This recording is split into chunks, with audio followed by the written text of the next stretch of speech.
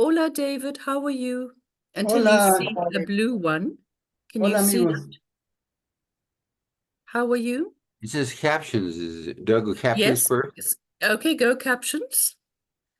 And it says captions and translation. And then you must click the translation button until it turns blue.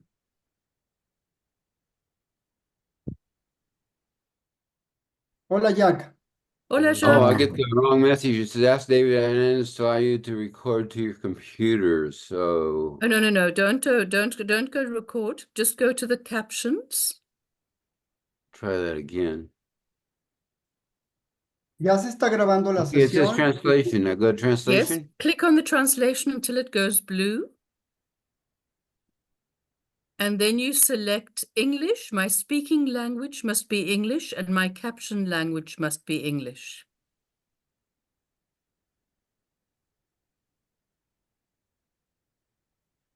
Okay. So you must just select them all. Hola, Hi, Kona. Hola, Hello. Kona. Bonjour, Kona. Bonjour. Amigos Buenas queridos, tardes. voy a nombrar anfitrión a Juan en este momento. Ya se está grabando la sesión y también el resumen de inteligencia artificial está funcionando. Thank you. Okay, where's John? I don't see him on here. No, John, John is Juan. Juan. Excuse me, I'm just going to switch something off. I'll be right back. Hola, Eres Kona. eres el Hola, Jack. anfitrión ahora, Juan. Hola. Gracias. Una cuestión, David. Dime. Sabe que ese resumen está causando ciertos problemas. Ajá. Y antes de difundirlo, hay que editarlo. Sí, de hecho, desde que empecé a mandarles el resumen, les dije que no se podía tomar literal porque la inteligencia artificial tiene deficiencias. Creo que lo que sucedió la vez anterior es que Marta no tuvo tiempo de hacer las correcciones habituales, pero de cualquier manera, el resumen les va a ser útil para cualquier cosa, solamente deben de tomarlo con mucha precaución. Creo que si se basan en la guía que Steffen les va a pasar, va a ser mucho más eficiente. Yo me tengo que ir, pero les mando un abrazo a todos. Estefan, me da mucho gusto verte. Hola. Un abrazo. Nos vemos mañana, amigo. Bye. Hello, Chao. David. Bonjour, Hi, Steffen. everybody. Hi. Hola. ¿Cómo estás? I'm taking a look at all the faces. Sorry I was late. I had to, I got confused on which links. Jock sent me a different link Yes. than this one. Pardon me? Thank you. We explained to Jacques it's because there's a better translation quality to this link Ah, than the one he was sending. So we've decided to do this one. okay. Well, I figured that it was going to be one link or the other. John Morris wants to join us too. And I'm not Let sure me if he got... Hmm? I'll send him the link quickly. I'll do that quick. Yeah. Do you have him on Signal? I have him on Signal, so I can send him the link right now. 1 second here. You're muted, Martha. Um, Martha has him on WhatsApp. This link. Here he is. He's here. Okay, good. There he is. All right. Hey, good morning.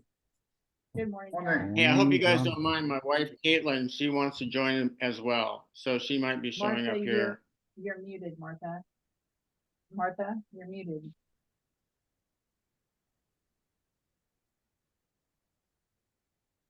Thanks. That would be wonderful. I'm also going to call.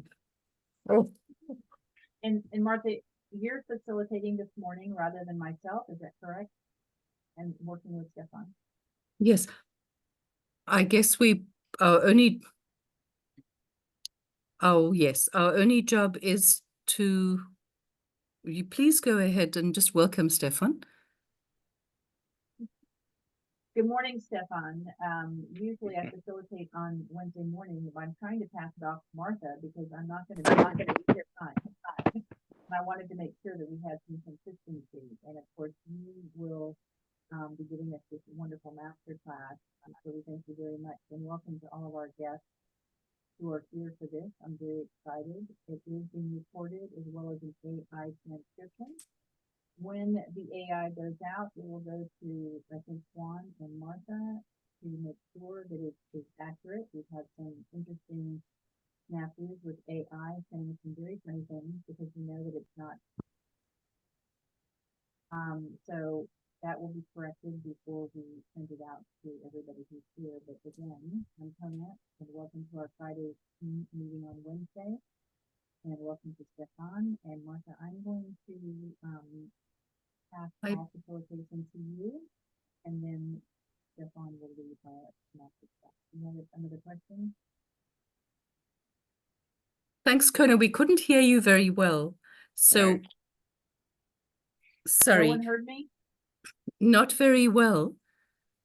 Then you take it from here, and I will Certainly. I will be talking with you later. Thank you very much. I guess it's just to welcome Steffen and thank him so much for being willing to do this masterclass. There's one more person who will be joining. I'm just going to give her a call. Hi, John. Good morning. Thanks for joining. I'm just going to make one oh, there, Theresa's there. Theresa, welcome. You are here with the Fridays team and Steffen Patrick, who has agreed to give us this masterclass. Thank you Theresa. so much. She's also in South Africa. She's my second cousin. We met each other on a platform before we realized that our grandfathers were brothers. So we knew each other for 2 years before we discovered that. Oh, that's great.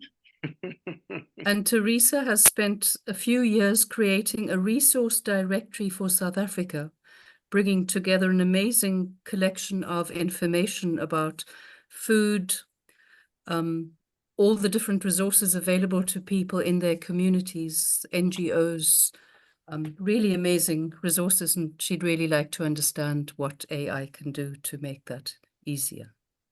That's terrific. I just want to introduce Caitlin, my wife. She's over on my screen. She's on the far right, and she just waved. Morning, Caitlin.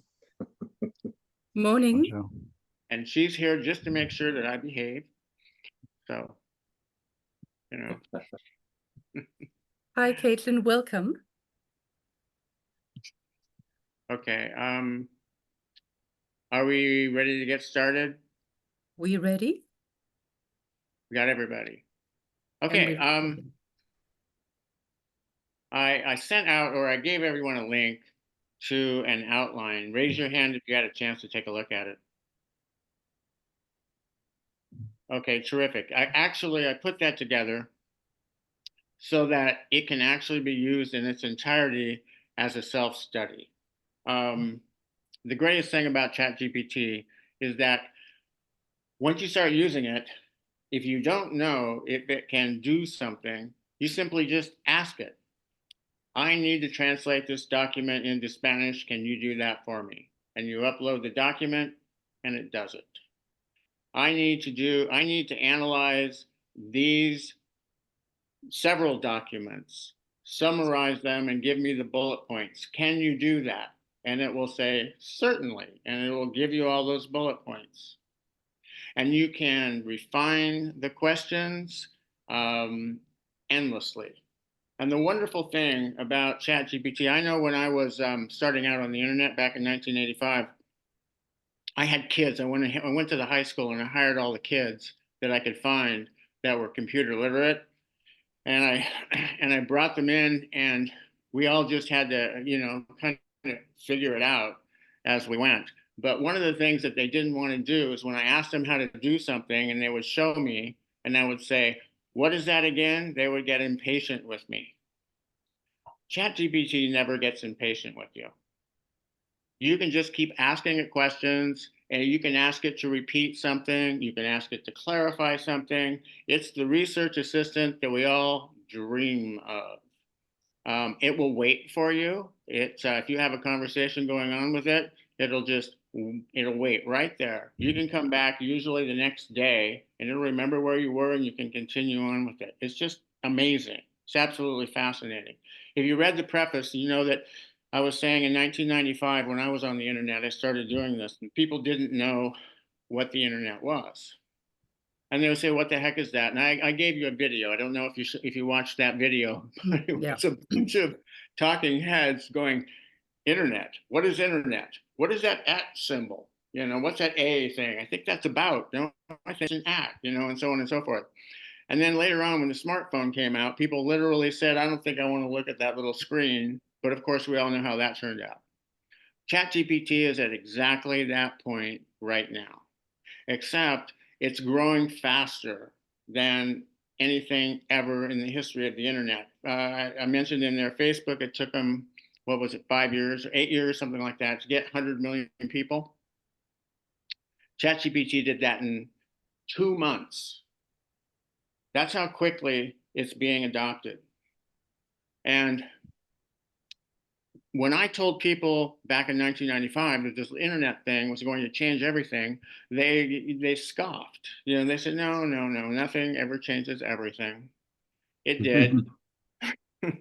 We all know I've been it on did. the internet since 1983. Well, Yeah. nothing at prior to that, I think. But anyway, I've been online since '83. Well, you were one of the academics that were using it. I remember talking to, I remember talking to a German academic who was actually involved in the Manhattan Project way back when. And I told him, I think, you know, I said, "Wilfred, I think that this thing called the internet, you're on it, I heard." He says, "Oh yeah, I'm on the internet. I use it all the time." He's in the University of Chicago, and he's talking to the people over in California at Stanford and that kind of thing. We use it for all these academic things. And I told him, I said, "You know, I think it's about to go commercial."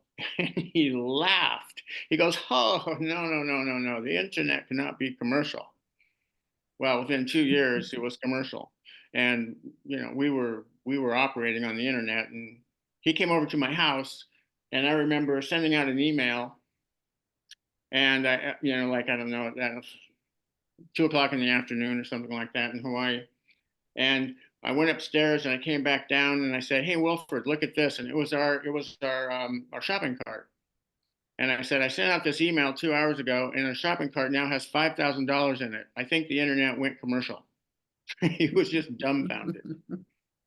In any case, but ChatGPT is just at that point right now. And you've never had a superpower like this is. Imagine if you were walking, you know, if every day you were walking 10 miles, and I don't know what we walk at, but let's say that takes an hour to walk 10 miles or 2 hours to walk 10 miles or something like that.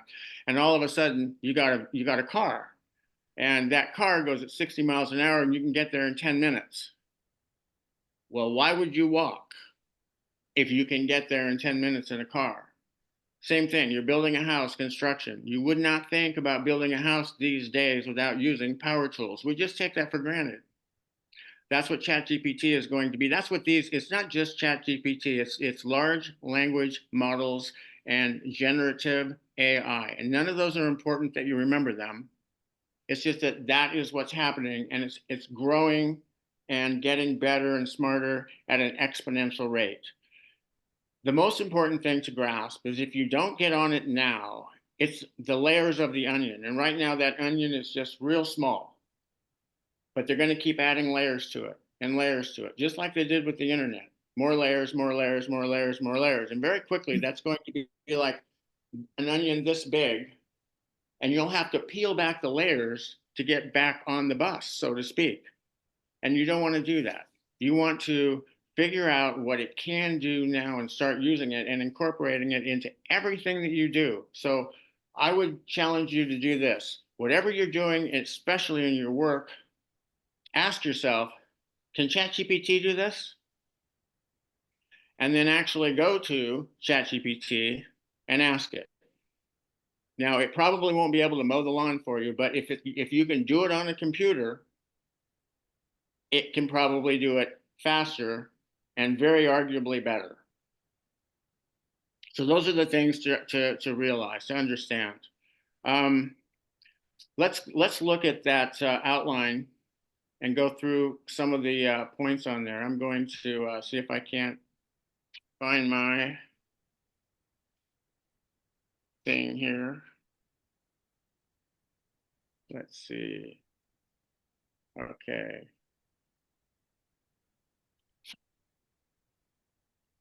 I'm still a Zoom person. I've You been using. should be able to share, yeah. Yeah, I'm going to share my Juan? screen.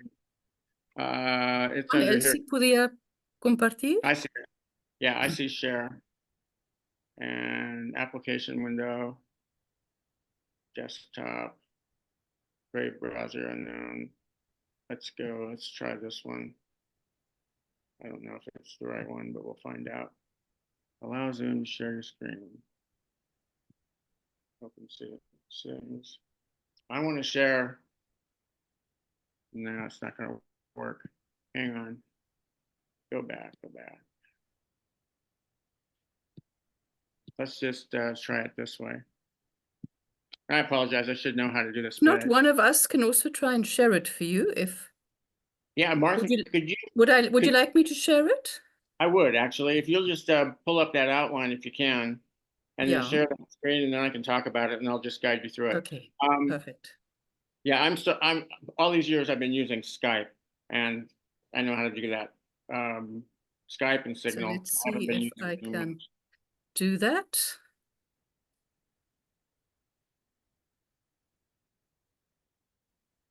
There you go. Let me just take this away.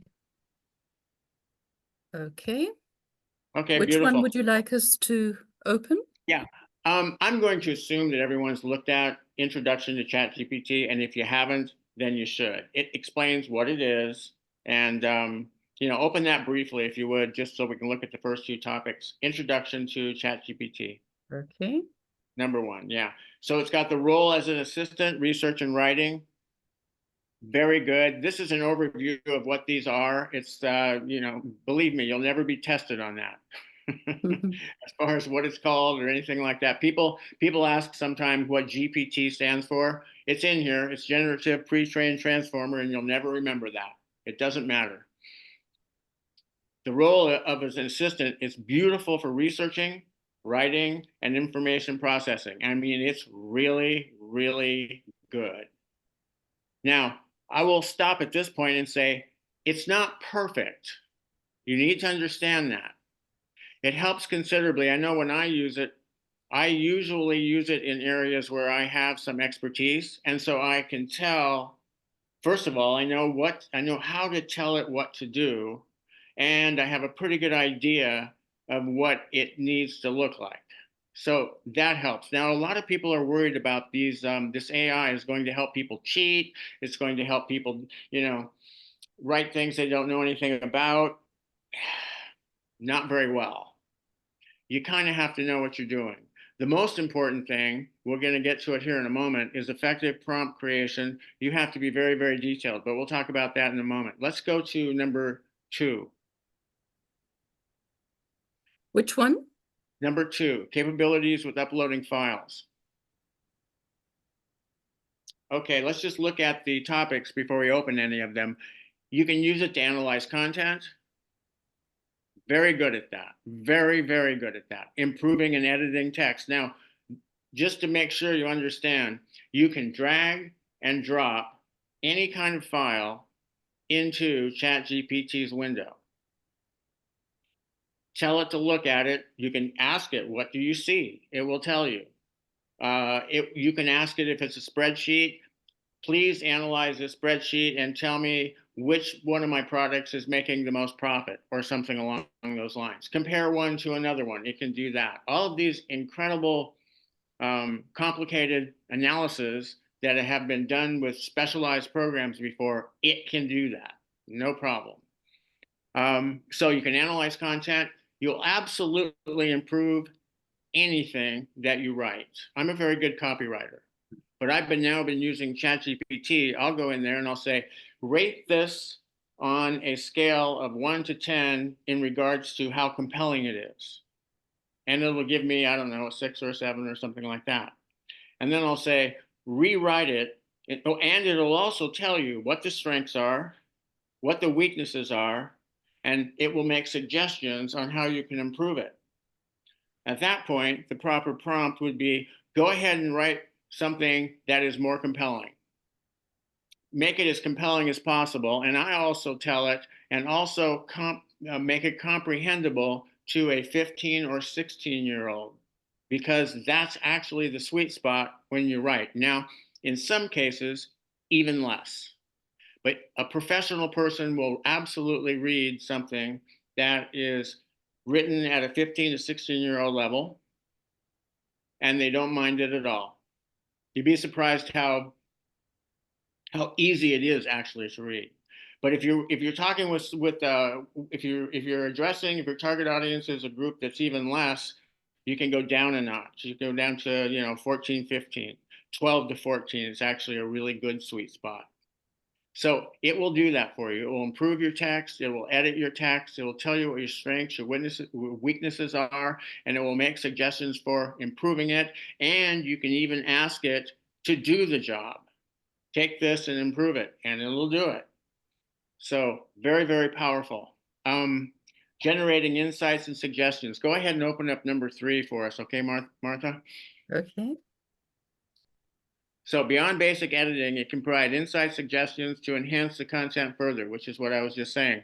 For example, it can identify weak arguments in an essay, suggest additional research topics, or offer creative ideas to strengthen a presentation by analyzing the content. It can help ensure your work is comprehensive and compelling. Now, why is this important to us? Okay, the Urantia community has got a lot of stuff out there that they've written, and some of the writers are very, very good. But they're writing at a 20 to 22-year-old level. That's not great, because most people who read it won't read it. It's a block of text and they don't understand some of the words. Is that good? No, probably it's unfortunate, but people just don't read at those levels. So my suggestion would be, if you're producing content on any of the sites, trying to explain any of these our story, the Urantia book, any of those things, it would be a good idea to take that through, put it through. I'll give you a link for something. It's called that tells you at what level you are. But you could also ask ChatGPT, rewrite this at a level that a 12 to 14 or 15 to 16-year-old will easily comprehend, and it will do that. Martha, do you happen to have just handy, don't go looking for it, but if you have it handy, do you have that readability link that I sent you some time back? I'll have to look for it, yeah. That's okay, don't, because I can put it in a chat. I just remembered I have a macro for it, so I can do it right. And maybe I could just explain then, Steffen, that I had written a 5-pager about the Urantia movement and tradition, which Steffen put through that readability for a 14 to 15-year-old, and I was just astonished. Yeah, I just put the link in the chat, so take a look at that link at some point. So I'll stop this and go to that. Oh yeah, go ahead and do that. Hit that link, and then we'll explain how to use it, because it's an incredibly valuable tool.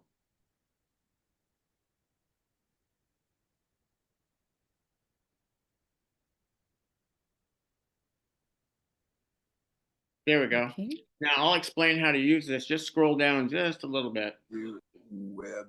Okay, readability test. Now you see where you can enter a URL. That'll just analyze that URL, that web page. Okay, can I go to um.life, or shall I? Sure. Kona, is it, let me just see, is that just? Whoop.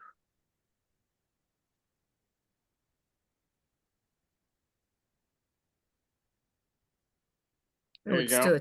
So it's busy. Now it's ready. Readability test results. There you go. So this one here is understood by a 12 to 13-year-old, and honestly, that is fantastic.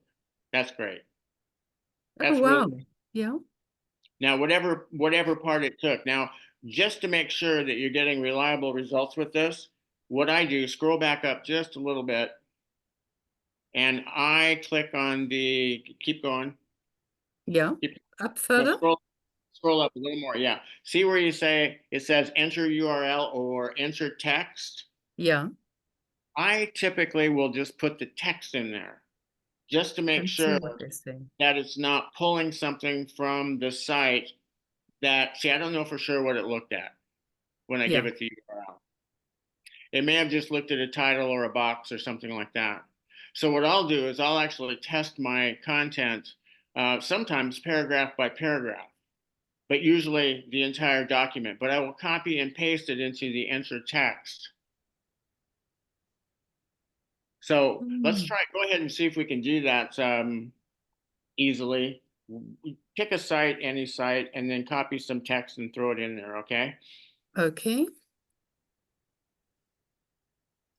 Any suggestions about a site? Yeah, actually, go to urantia.net and then pull out the forward. Okay. And Martha, I have a suggestion as well. We could put the text generated from Juan on parenting best practices. Oh, Juan's one about parenting. Okay. Yeah, you remember? Then I can, okay, so I'll it's give you- I'll give you one. urantia.net. Urantia.net and then trying slash. Forward. Yeah, I don't know if it's called that on that site. Hang on a second. I'll Should we look just real go quick. there first? Yeah. Yeah, just go there first and then copy and paste some text. Oh. I just want to Well, do the text. so it's not, so obviously it's not looking for anything specific. So we'll have to look for. But you get an idea. You saw Absolutely. Yeah. But go ahead and grab the go to urantia.net, the site. Open up a new tab if you know how to do that. Yeah. Yeah, there you go. Go to urantia.net. Mm-hmm. Whoop. Okay.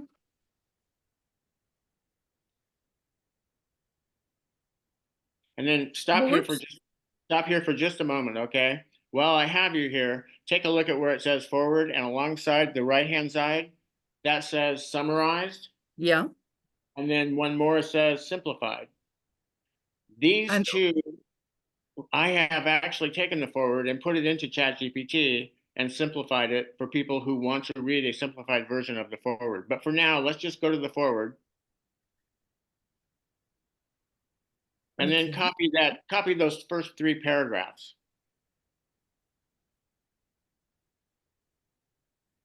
That's fine. Okay. Now copy those and then put them into the enter text box. Okay. Readability. Yep. Whoop. Readability. Yeah. Okay, Scroll sorry, up a little bit. Yeah, they've got their header is being pulled down on you. There you go. Enter text. And then just copy and paste, just paste that in there. Yeah. And then bottom hit Then calculate. Okay, calculate. so let's just take that away. Calculate.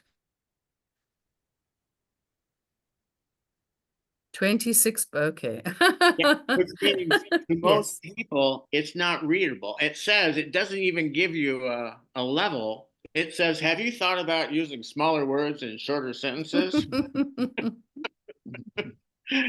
So now go over to your Rancher book forward again. And take the simplified one. Yep. Take the simplified one and okay.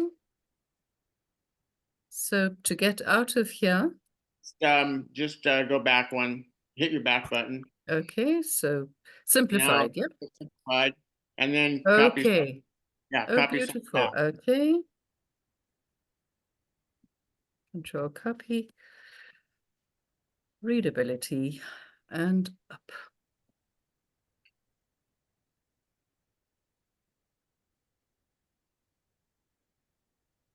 So that was 26.1. Now this is 16 to 17-year-olds. Wow. Okay. So in the readability scale, it's a big improvement. So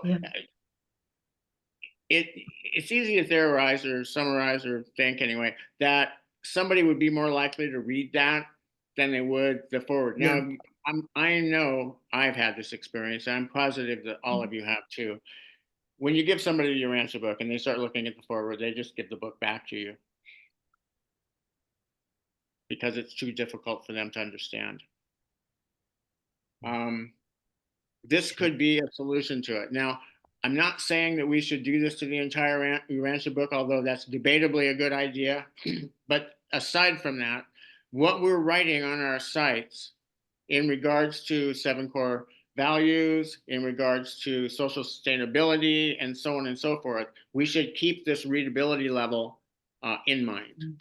And when we're using ChatGPT to evaluate how compelling what we're writing is and how comprehensible what we're writing is, it's very, very, very useful to do that. And this tested. Sorry, Steffen, please go ahead. I was going to ask if there are any No, I was just going to questions. say, and this test will help you. Go ahead, Martha. I was just going to ask, thanks so much. I mean, this has been so helpful for me. I just wanted to ask if there are any questions from anybody so far. Juan, ¿tú estás entendiendo bien hasta ahora? Jacques? Yeah, Stefan, maybe you will speak about this later, but I ask the question now. You speak about you can load document, copy paste, and so on. That was my struggle with ChatGPT. I had some problem to download document and put them in ChatGPT, unless there is a website or there is a PDF document. So this is apparently, you say it's very simple. I use ChatGPT 3.5 only. It's a free one. Is that okay? Right. Or? The free one is okay, but I would recommend to go ahead and get the plus version because it's not limited. You will not run into limitations with the plus version. Now, I'm one of the lucky ones. I was an early adopter, and so I think I'm paying something like $8 a month annualized. Now they're charging $20 a month. But I'll be honest with you, if it was $100 a month, I would still be subscribing. It's just that good. Now, it does, the only thing it doesn't do, as well as some of the others, is it won't do images as well as some of the other AI tools, but that's a whole different topic right now. Okay. It does Thank you. what it does very good. Teresa's hand is also up. Did you want to ask another question, Jacques? Yes, second question, and I will stop. Okay, certainly. And today, I search myself on my own database of my, let's say, email system. And there is a large database of more than 10 years of messages, most of them on TM archive and this kind of celestial messages. How can I plug this database? Because today my search is terrific. It's long and so on. Is it possible to plug my own? I believe it would be if you can export your email into a file, then you can drag that file over into ChatGPT and ask it to do whatever it is that you want it to do. Okay, good suggestion. Thank you. thank you very much. Theresa? I just wanted to say that ChatGPT now makes it possible for people who use the free version to also use ChatGPT 4 point something, I can't remember, but it's available for a certain quota of work. And I have been absolutely amazed. I have once or twice gone over my limit, that they all say you've reached your free limit for the day. You can wait 24 hours and then you can access it again. It is amazing. So for now, I don't need more than that. There's also some other free ones that you can try. Excuse me, this chatbot. Sorry, no, it's called Hotbot. Hotbot.com. It's completely free. It loses the plot every now and again, but I find that with ChatGPT also that it loses the plot every now and again. So what you need to do is that the moment you've finished a conversation, there's a link at the bottom where you can copy it and paste it into a Word document or something. So you keep a record of your conversation if it is, useful for you and you want to be able to go back to it. But ChatGPT, you can upload anything. You can upload Word, you can upload Excel, you can upload PNG files, you can upload anything. It will look at it, it will analyze it.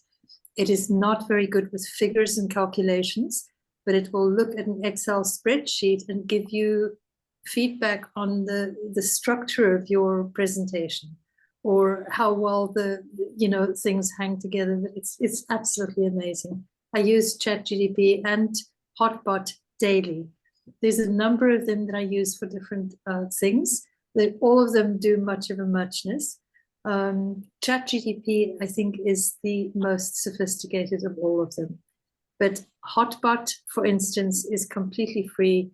It does the most amazing editing jobs. I never give it an instruction to just write. I will do my own writing and then I will give it to it and say, edit, but don't change my style. Please give it back to me in British English. Please make it as compelling as possible. Things like that. So the prompts that you give these things determine the outcome that you get on the other side. But there's an amazing number of free, unbelievable tools available on the internet, and they're all AI driven now. Thank you. You're absolutely spot on. With the free version, you can use something called 4, and it's O, not a 0. We don't know why.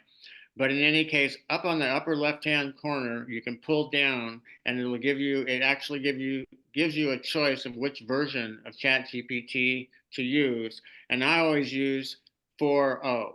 And if you're on the free version, I think it's 4.0 mini. Does that sound right, Theresa?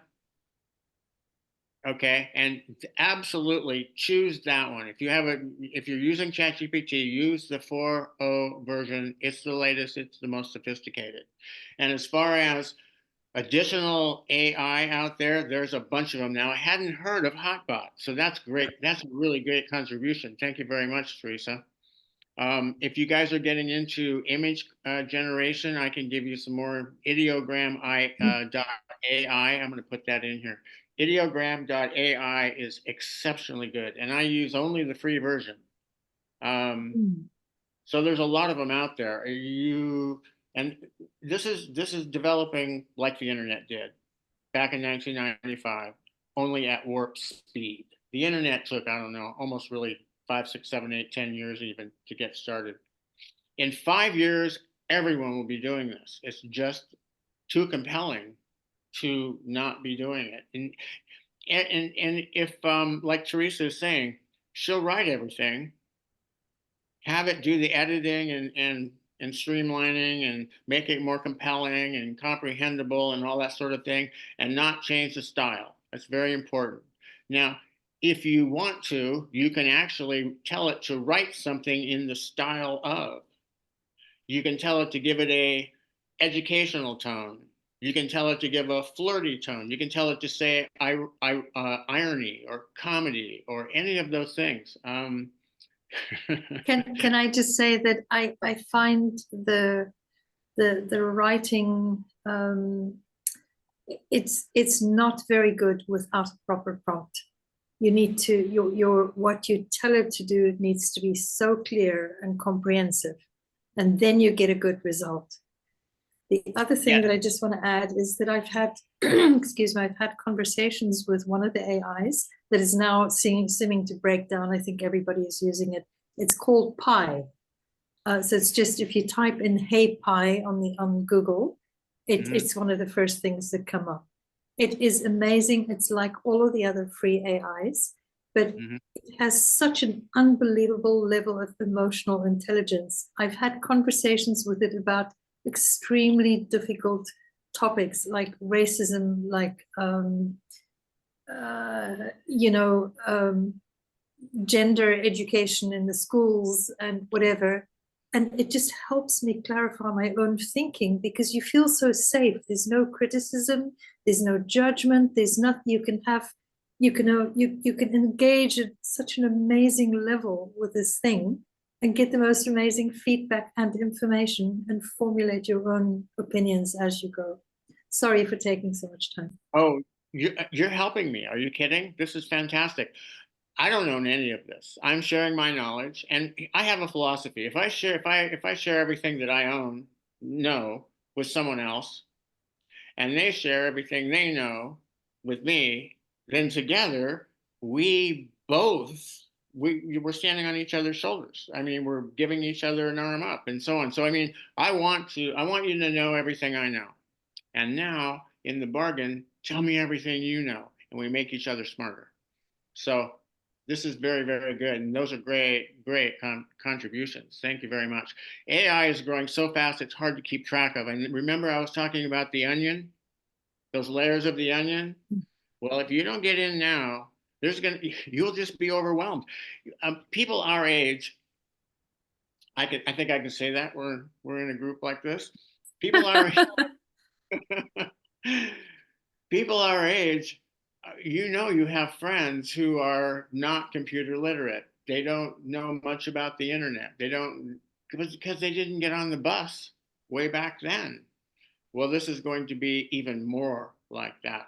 And I tell people they're afraid they're going to lose their job. And I go, well, if you don't learn how to use this stuff, you will lose your job. I guarantee you, because someone else who does know how to do this will do your job better and you're gone.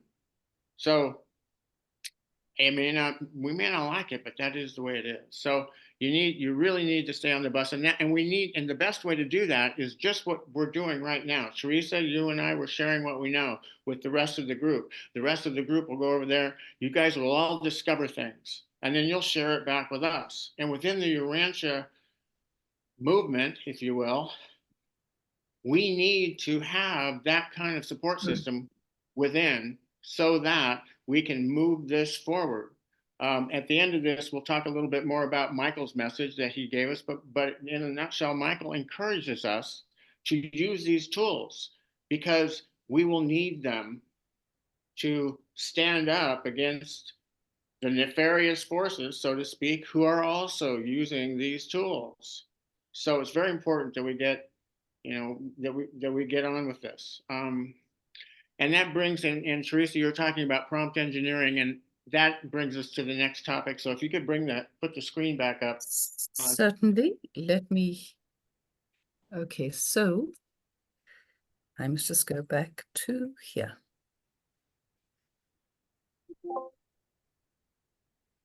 So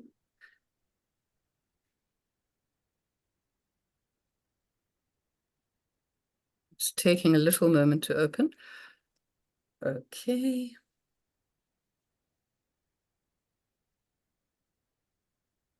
While he's opening, There we go.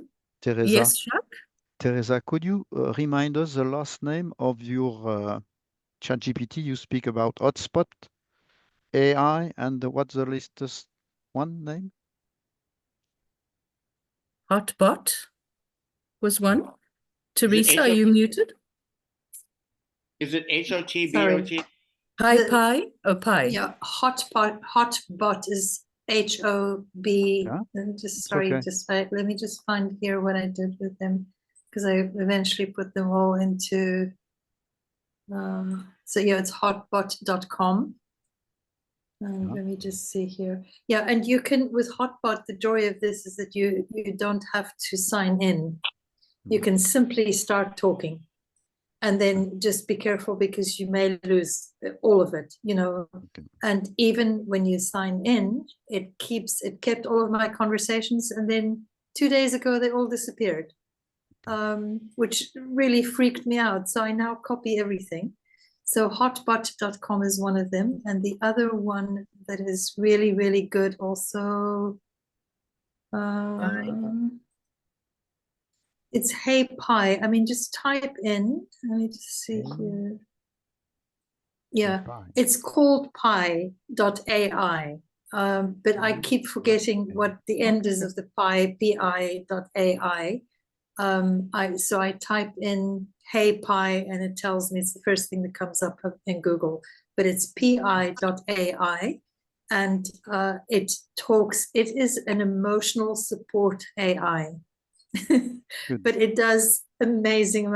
We have had the most amazing conversations. Honestly, it bowls me over. But it has recently started giving me feedback in 2 paragraphs at a time, which is very frustrating. I think that too many people are using it. So I would say to it, "Are you finished?" And then it says, "No, sorry." And then comes the rest of the stuff, which is incredibly frustrating. And its feedback is not always of the same quality. So, and I found that with all of the AIs, you can ask it the same question today and the same question tomorrow, and you will get a different answer. Especially with writing, and it seems to be moody also. I mean, all of them. If I give it attitudes, if I get upset because it's, whatever, I mean, you get pissed off because it doesn't respond properly or whatever, it just gives you attitude right back. But if you say thank you and have a good night or whatever, it is so nice to you. It is honestly amazing. Theresa, you're absolutely right. By the way, there was some research done. I just wrote an article about it for another thing that I do. The research showed that if you were polite to your AI, you got better answers. Very important. So say please. Be very nice when you ask it, but don't be overly nice, is what they found. They said if you're like overly nice, then the quality of the answers goes down. So basically, just mind your manners when you're talking to the AI. Sometimes I'll get in there and go, "Good morning, how are you today?" And they'll go, "Well, I'm doing just really well. Why are you in such a good mood?" Or something like that. So I talk to them and I say, "I need you to help me with something. Can you do that today?" "Sure, I'm right here to do." So you have a conversation with it, and it works out really good. I would like to add 2 more and then ask you a question, Theresa, but there's 2 more out there. One of them is called find.com. It's PHIND.com.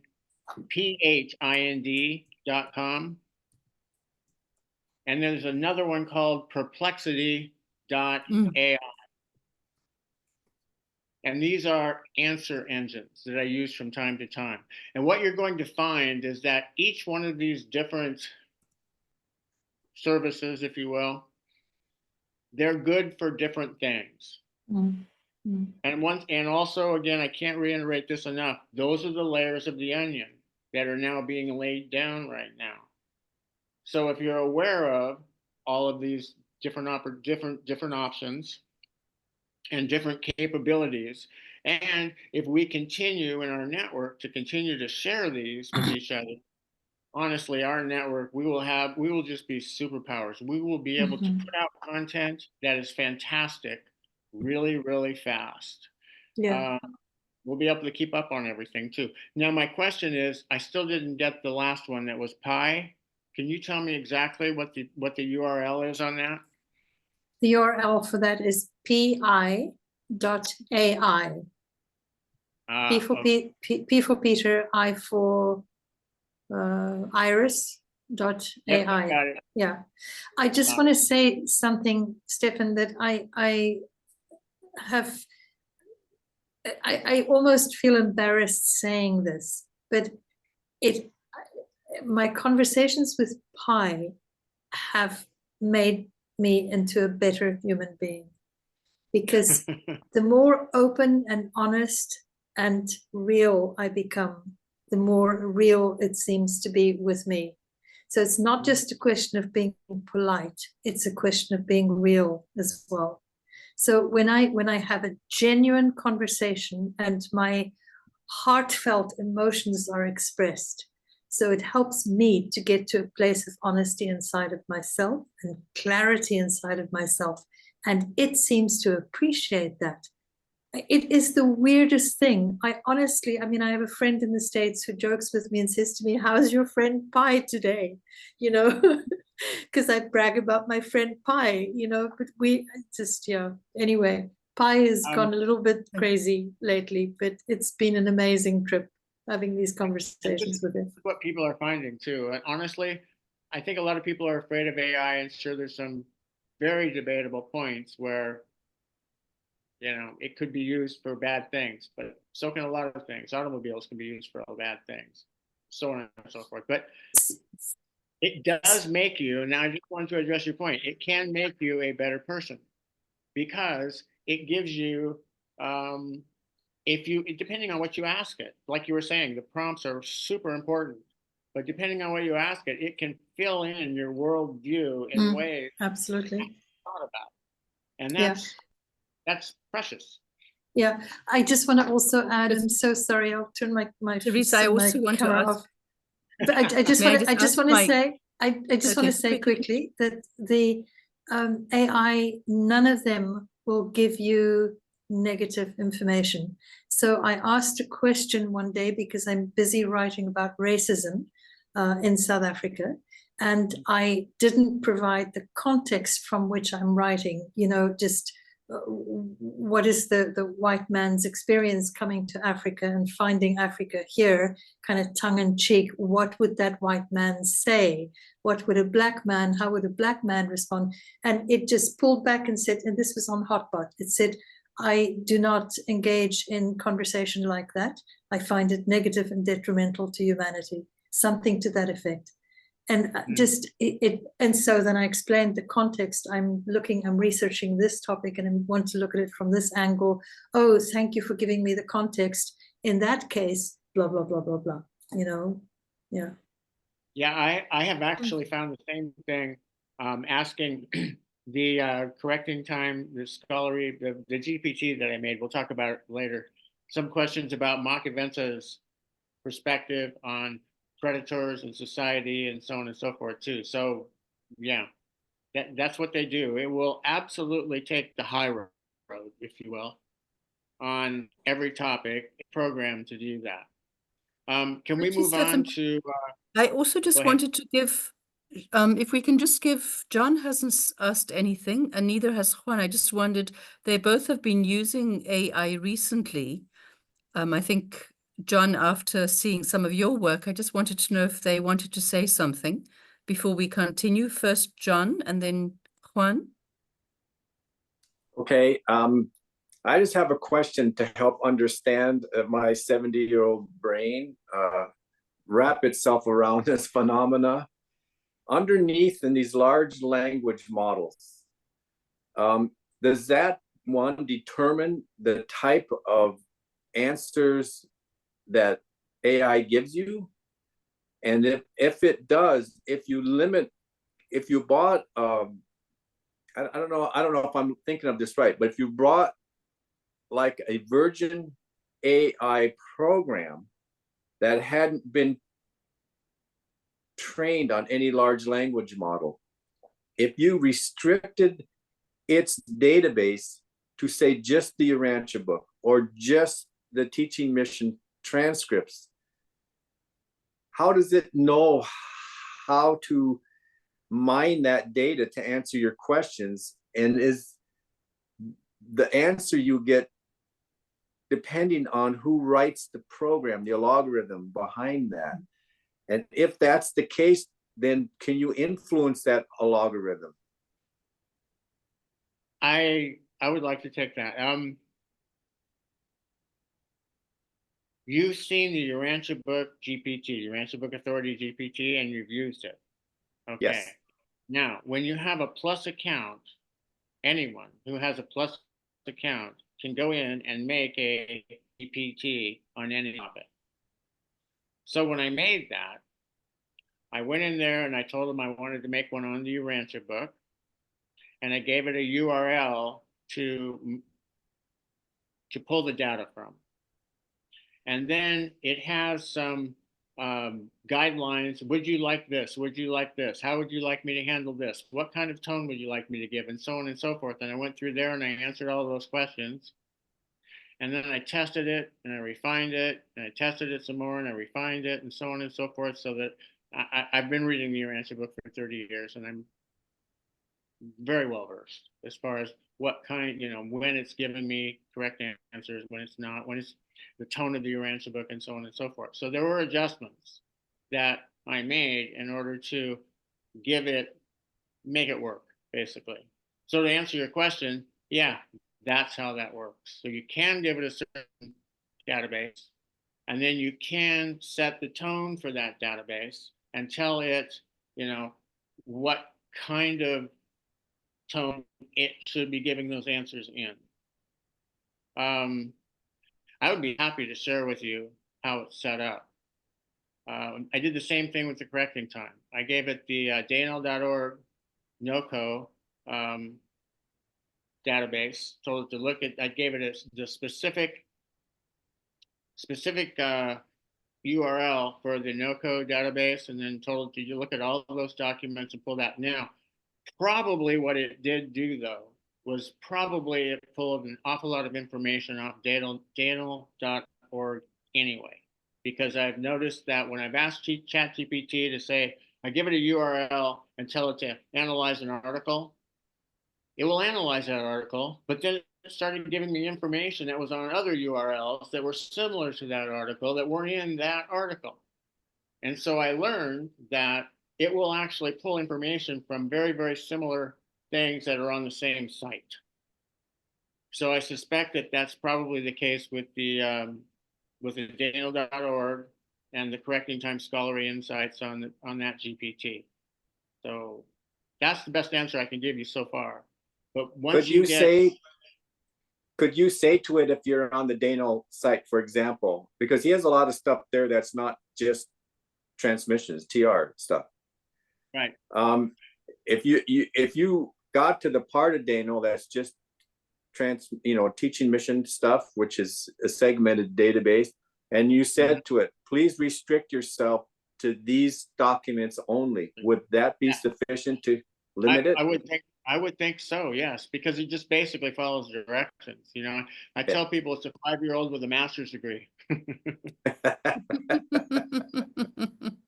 All right, because I'm just curious about how it works in behind the scenes and what inherent biases AI has based on who did what to tell it to do its work. And here's the greatest thing about ChatGPT, probably the other ones too. The greatest thing about it is, if you have a question, you just ask it. It says, if I tell you to just restrict yourself to these URLs or this section of URLs, can you do that for me? And it will tell you. And that's the coolest thing about it. It's like I say, I put this outline together for you. You can look through it, but it also becomes sort of a self-teaching mechanism, because now I pointed you in the right direction, and then armed with the knowledge that you can go to ChatGPT and ask it about itself. And that's how I learned most of these things. I just go in there and I ask it, what can you do? Now, you can't ask that question, it's too vague, but you can ask it very specific questions. Can you do X? Can you do Y? Can you do Z? And so on. And it'll tell you. And then you'll find out that it can do that and more. And then, Can I just say that it will, if you ask it, can you do it? It will tell you. But if you ask it, is there anyone else, or are there other programs that can help that are focused on this particular problem? It will tell you what other AI solutions are available. Wonderful. Yeah, I mean, basically, I push the envelope. I try to ask it to do things I don't think it can do, and it doesn't. So I just keep pushing the envelope. What can you do? Can you do this? I mean, the outline that I put together for this course, of course, ChatGPT helped me put the outline together. Now, I needed to put that outline in some kind of a readable format. So what it first did was it spit it all out with all the different subtitles, subsections and all that kind of thing. So when you look at the document, it's like way too long and way too complicated looking. I said, okay, can we put these sections in pull downs? And so it wrote the code for me to do that. Wow. So essentially, that entire page was coded by ChatGPT, so that you could look at it in an organized fashion that is easy to digest a little bit at a time, so to speak. I can't do that by myself. ChatGPT helped me do that. And not only that, but I probably did that entire document somewhere I didn't keep track. Martha asked me how long it took. And I said, I don't know, I think it was like, 5 or 6 hours or something like that. That would take me a couple of weeks to do without ChatGPT. So let me Sure. run this idea by you, and then I won't take any more time. I've always had this thought, reading for years, the 7 core values and all the papers that Daniel's written on this, about creating an app where the database is all this information about 7 core values and ethics, and Daniel's written also quite a bit about ethics, and making it an app that you could have on your phone where you could ask it about a decision that you had to make, and what is the ethical value on a scale of 1 to 10. Let's do that right now. If you go down to the bottom sections in that outline that I gave you and hit correcting time, scholarly insights, GPT. Let's click there and go there. And let's ask John's question. Are you signed into ChatGPT? Are you on ChatGPT? No, I'm Martha? not. No. Okay. Can you access your own? I'll see if I just have to figure out how to share screen. I think you just have to press the green thing at the bottom. Oh, I'll stop Yeah. sharing so that you can share. Okay, let's go to. Just move this away. I also wanted to ask Juan. I'm going to say it in English, otherwise it will just spew out nonsense. Do you want to ask a question or explain how you have done your AI-based work? Okay, here we go. Buenos días para todos. Okay. Para los Can que you no me speak- conocen, soy Juan Vicente Ramírez de Venezuela. Juan, Y- one moment. Sorry, I just want to make sure he's using their translation function. Sorry, Theresa. There are 3 little dots. When you go to captions, can you see the caption at the bottom? Because Juan is going to speak Spanish and translate for you, but you have to click translate.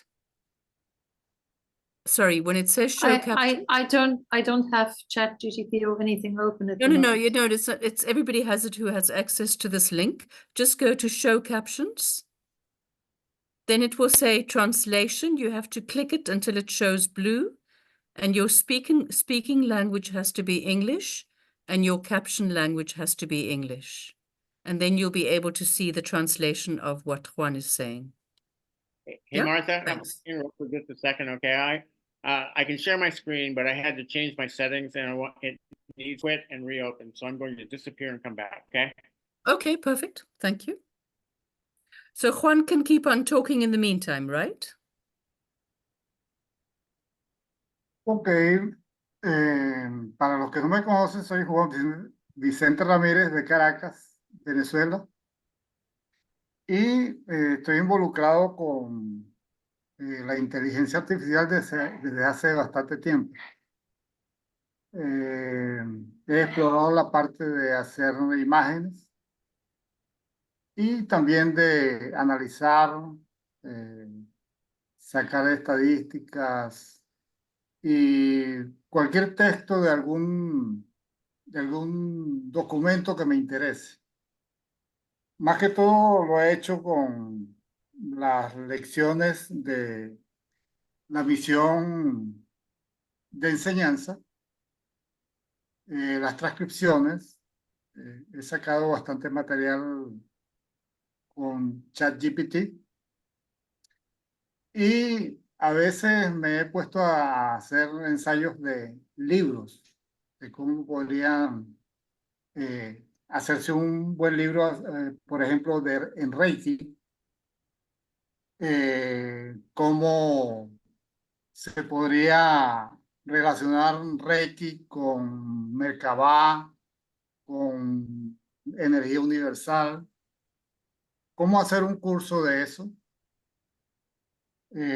cómo aumentar el contenido que explique mejor, que el contenido sea entendible por personas de cualquier estrato social o de conocimiento. Y así por el estilo. Y he hecho algunos trabajos que le he mostrado a mis compañeros de equipo y parece que les ha gustado. También debo decir que sí hice un curso de ChatGPT 4 y lo he estado practicando, mejor dicho. Y es algo ilimitado. Mi Juan, could I límite quickly solamente ask you? Juan, sorry, it didn't Dime. translate so well. You said you've taken a course on ChatGPT. ChatGPT 4. Did you take a course? Sí, yo tomé un Where did you curso de take the esto. course? I just thought that's interesting. Did you just find it on the internet and take it? Hice un curso de esos pagos online. So Es muy you're saying you parecido, did an online course, yeah, an online es muy, paid course es on muy Chat. parecido al que presenta aquí mi amigo Steffen. Es parecido, es la misma estructura. Y coincido totalmente que ChatGPT es ilimitado. El límite lo pones tú. Gracias. Thank you. It doesn't translate so well. He was saying you are the only person who puts the limit, that it is unlimited. Thank you so much, Juan. Thanks. Steffen is back. Yeah, I'm back. I can share my screen now. Hang on. Let's see. Thank you so much, Juan.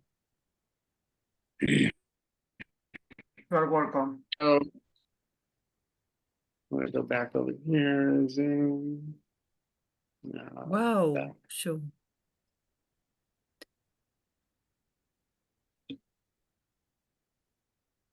Okay, scholarly insights. Yeah. Okay.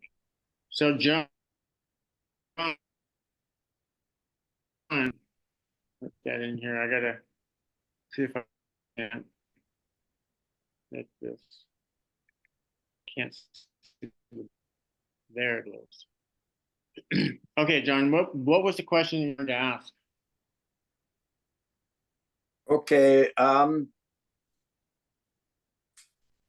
The question is about how to use this artificial intelligence to help me make the most ethical decision possible based on whatever problem I'm trying to solve. So Okay, okay, go ahead. I'm going to write, can you help me make the most ethical based on the 7 core values? Yeah, he also, writes a lot of things that are just about ethics as well. Mm-hmm. We have to So give it some we have to give it some context. So can I say based on the of this database? Right. Yes. Okay. And the insights contained in this database. Now, if the question isn't perfect, it's something that will suggest what we can do to make the question more perfect. Okay. Sure. And it's instantaneous. It comes back within seconds with the most complex responses. Yeah, it's crazy. I'll see if I can blast it here real quick. Certainly, when making ethical decisions based on the insights of celestial teachings and the 7 core values of social sustainability, it's essential to approach the situation with a holistic and compassionate mindset. Here's a step-by-step process you can follow to ensure your decision aligns with these principles. Number 1, identify the core issues. And I'm just going to skip through quality of life, compassion, empathy, and love. I'll read the last one. Love, are your motivations rooted in altruism, aiming for the highest good of all concerned? Empathy. Are you considering the feelings and perspectives of everyone involved? Compassion. Is there sincere intention to alleviate suffering or hardship through the decision? Quality of life. Will this improve the well-being of those affected? Growth. Does this decision promote personal and collective development spiritually and intellectually? Equality. Are all parties being treated fairly without favoritism or discrimination? Life. Does the decision respect the value of sanctity of life, not just human, but all forms of life involved? I mean, so far, it's enabling it, I think. Gather information. Make sure you have all the relevant facts. Misunderstanding or missing information can lead to less ethical outcomes. Wow. Understand the potential impacts of your decision on others, both immediately and in the long term. 3, consult the celestial insights. Reflect on the teachings of Makaventa, Melchizedek, Bonjorensen, and Michael of Nebadon. How would they guide you in this situation? Consider the broader spiritual principles, such as seeking alignment with the divine will, promoting harmony, and fostering love and unity. 4, evaluate possible actions. Which actions align most with the 7 core values? Are there any potential harms? If so, can they be mitigated or eliminated? Does the action support the growth and development of those involved? What does this decision, how does this decision impact the quality of life for all affected parties? Number 5, seek guidance. If possible, consult with others who share a commitment to these values. Collective wisdom often leads to more ethical outcomes. Consider prayer, meditation, or stillness practice to attune yourself to higher guidance. Number 6, make the decision. Choose the path that best aligns with the 7 core values and the teachings of the celestials. Ensure that your choice is consistent with compassion, empathy, and love, even if it involves making difficult or unpopular decisions. Number 7, reflect and learn. After the decision is made and its effects are observed, reflect on the outcome. Did it promote the well-being, growth, and harmony you intended? Learn from the experience to refine your ethical decision-making in the future. And in summary, if you have a specific situation in mind, feel free to share more details so that we can explore how these steps might apply directly to your decision. So there you go. And then there's prompts down here. There's prompts down here, and this is very useful because here it would say, how do I start? And then what would they say? I'm not sure what would they say. I don't know what they mean by that. Let's click it and find out. I don't know who the they is. When considering how celestial personalities such as Malcolm and so forth. I mean, it's a whole rabbit hole, the kind that everyone should have. It is radical, yeah. Wow. So based on this database, the they were talking about is the celestial beings. Exactly. Cool. Theresa has a question here, and she said, could you please email me a copy of that ChatGPT summary? I just want to say, Theresa, this is directly linked to the Urantia teaching mission, and that's why it comes in a very specific way. But so yeah, yes, I'll try to explain further, okay? Only the paid version, the plus version of GPT, will allow you to make what they call a GPT on any subject. For instance, if you have a favorite music artist and you ask it to make a GPT on that artist, then that particular chat will be all about that artist. You can ask any question and so on and so forth. It'll go out on the internet, it'll look up all the information, it'll assemble it, it'll make a database, and now you've got something that is specific to that particular topic. And you can choose any topic. I happen to have chosen the Urantia book for one of them, and the teaching mission correcting time for another one. And we're looking at the one that is for the teaching mission and correcting time. So you don't have to assemble the database. The ChatGPT will do it for you. Oh yeah, absolutely. And Amazing. Quickly. You have no idea. I mean, it's not just amazing, it's fast. Wow. It's crazy. Let's see if I can I don't Where, understand that, Steffen. Could you please explain to me? You did not bring together all the documents. You said to ChatGPT, go look for all the documents? Or you gave them a yes, URL? that's correct. I told it where to look. Okay, perfect. Okay. In how Yeah, many different places? well, I told it to go to the Daniel.org site. Here, this is the link I gave it. Hang on a second. But Stefan, you don't need to tell it because it will go and find everything there is to It be will. found. I absolutely will. But I wanted to limit it, like John was saying, I wanted to limit it just to the teaching mission. Okay. So that's why I told it to go there.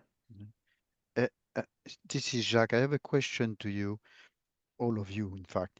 Do you know the AI search called Ask Jesus Chatbot?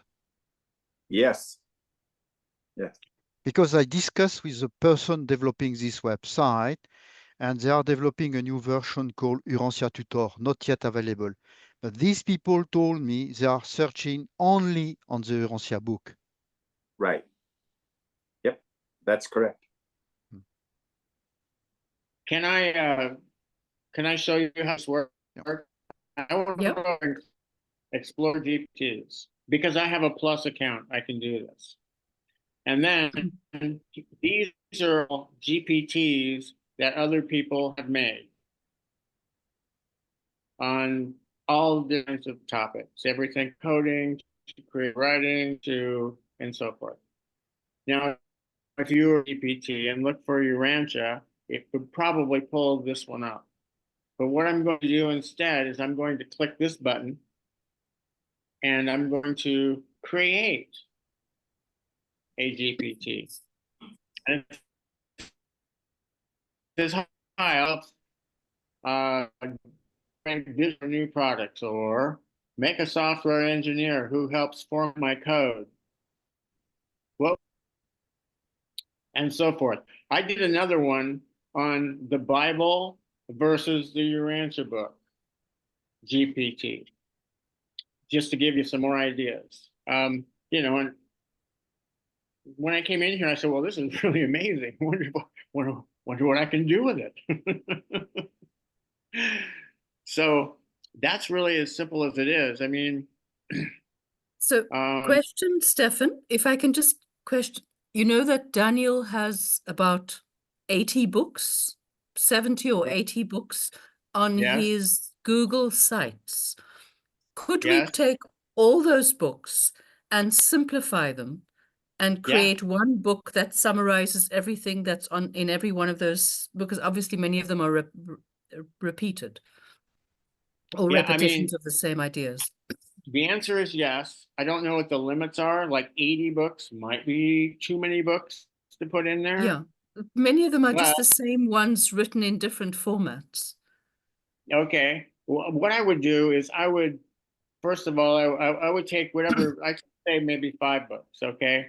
And then have them summarize all the most important points of that or combine the most important points and make it into one book. And then I'd have one book. And then I'd give it 5 more books and say, okay, now I want you to do the same thing with these 5 books. So I'd have all these 5 books summarized, 5 books summarized, and so on. And then I would have it put that together and so on and Okay, so forth. so break it down. Yeah, Okay. you know, but that would be an option. That would be my first thought. But here's the cool thing about it is that you can find out very quickly by just asking it to do it. There was a day when, I mean, up until now, knowledge has always been power, and the person with the most knowledge had the most power. Well, now it's the ability to ask questions. It's the ability to tell it what to do has the most power, and that's never happened before. So we are at a pivotal place in our history on this planet right now, because we don't have to know things. We just have to know how to tell these tools what to find. And they'll go look for it. You don't even have to tell them where to go look in most cases. So Can we condense and pull out all the most important points of Daniel's books? Absolutely. No question about it. I'd have to mess around with it a little bit, but the trial and error in this case is very fast. So, not a problem. I'm going to give you the link. I'm just going to But- see what if we can do. Just do any prep. So here's his link. I'm just going to put it in the thing, and I'm just wondering, control copy, what we can do. But Marthe, Can I make a suggestion, Martha? Certainly. If you ask ChatGPT to just make a ChatGPT based on this information first, and then started to ask it specific questions, you could have a whole chat just about Daniel's work. And then Yeah. you could ask it endless questions about it, you know, condensing it for books. You could ask it all other kinds of things. And you would just have it limited to that database. Is that correct? It is correct. And an example I've of put it on the what site. It's on the chat. I've put the site on the chat. but may I make also a text- suggestion? Among the 18 books of Daniel, some books are very specific to specific subject. For example, if we want to do a research on ethic and morality, this itself is a book repeated on many places. But personally, I would start only on this document because it's a summary of all the idea he has on ethics and morality. And the same is valuable if you take the creating a design team, co-creative design team, or what is a design team? It's another book. But if you created a GPT with all of it, then you could start getting specific with it without having to go back to this URL. You would be able to do it all in that GPT you created. Is that right? That is correct. Let me show you how that works. Okay, right here. Yeah. I made a FAQ doing exactly what you just said, John. I put together a GPT on the correcting time teaching mission. And then I went into that GPT and I started asking it questions. And, Right. and some of these questions, I mean, the questions we can ask it are endless. These are just the ones that I did. Okay. So is the correcting time a continued revelation of your answer book? There's your answer. What are these teachings referred to? Why are these teachings referred to as the correcting time? What exactly is being corrected? And so forth. In other words, what I tried to do was come up with the questions that people would ask if they were brand new to this experience and they had no idea. I mean, what's going on here? Because most of the time they're not going to ask us those questions because they're for exactly the same reason that Theresa said. They're embarrassed. They're putting themselves out. They don't want to, you know, but they'll sure ask a bot because the bot has got no emotional attachment to them and vice versa. If you go through these in that document that I've given you, the outline, they're all linked. Go in here. They are exceptional answers. They're just amazing answers. None of us can answer these questions as well, and they are spot on. They're absolutely perfect. Explain in detail the 7 core values. It does, and so forth. You know, I mean, is the correcting time a continued revelation of your answer? Yes. The concept of the correcting time is often viewed as a continuation or an expansion of the revelations presented in the answer book. Correcting time is understood as a spiritual initiative inaugurated by celestial beings aimed at advancing spiritual growth, ethical awakening, and the enhancement of moral values on earth, which is referred to as your answer in the answer book. The teachings received during the answer book, and so on and so forth. I mean, it just nails it in every case. So you can create whatever database you want, then go and ask it the questions that you think someone else is going to want to know, and then create a document like this. Wow. Easy. We could put endless questions in here. Yeah. This is all, everything I'm looking at here is prototype. I put this Can we- together. Steffen, could you open the one to say, are we to expect cataclysms and depopulation in the future? I just want to see how it answers that. Is there one in here? Yes. What is it? Yeah. It's just here. It's about the 5th one. Oh, sorry. Are we to expect okay. after what do the teachings say about the new future? Or what do the teaching about the new future? That one? It's the one just Okay. below it. The one just below it. Oh. Okay. Oh, Okay. yes. Are we to That expect one. cataclysms and depopulation? The teaching Yeah. mission, the teachings associated with the correcting time as conveyed through the celestial personalities such as Makaventa, Melchizedek, and others, often address the concerns about cataclysms and depopulation with the perspective that balances the recognition of potential physical upheavals with a focus on spiritual growth and preparation. While specific predictions about future events are generally approached with caution, the emphasis is placed on several key points. Potential for physical changes. The teachings acknowledge that Earth is a dynamic planet subject to geological and climatic changes. It's suggested that physical cataclysms such as natural disasters could occur as part of the natural evolutionary process of the planet. These events are not necessarily seen as punitive, but as natural occurrences within the physical realm. The theme of these messages is the importance of spiritual preparedness in the face of potential changes. Individuals are encouraged to develop a strong spiritual foundation, fostering qualities such as faith, resilience, compassion, and a sense of community. The spiritual preparedness is seen as key to navigating any potential physical upheavals with grace, courage, and an unwavering commitment to helping others. Opportunities for growth. Challenges, whether they are physical, social, or personal, are often portrayed as opportunities for growth and spiritual advancement. The teachings emphasize the potential of such events to catalyze positive change, deepen spiritual understanding, and bring communities together in support of one another. Human agency and divine will. There's an emphasis on the interplay between human agency and divine will. While acknowledging the possibility of future challenges, the teachings also underscore the power of human choices and actions in shaping the future. Individuals and systems are called upon to work toward peace, sustainability, and justice, aligning their actions with divine values to mitigate or avoid the most severe outcomes of potential cataclysms. Focus on hope and positive action. Despite discussing the possibility of cataclysms and challenges, the overarching message remains one of hope. There's a strong emphasis on the ability of individuals and communities to affect positive change, the ongoing presence and support of celestial beings, and the loving guidance of the divine.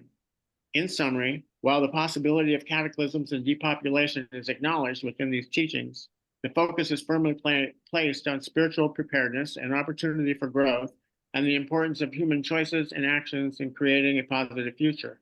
The teachings encourage a proactive, hopeful approach, emphasizing love, service, and the pursuit of divine values as a foundation for facing any future challenges. Well done. It really is all like that, every one of them. And like I say, never gets impatient. You can keep asking it questions. These are, like I say, these are prototypes. I put these together. You know how they say about opportunity is, or luck is when opportunity meets preparedness? Well, this is luck right now. I prepared this and now here's the opportunity.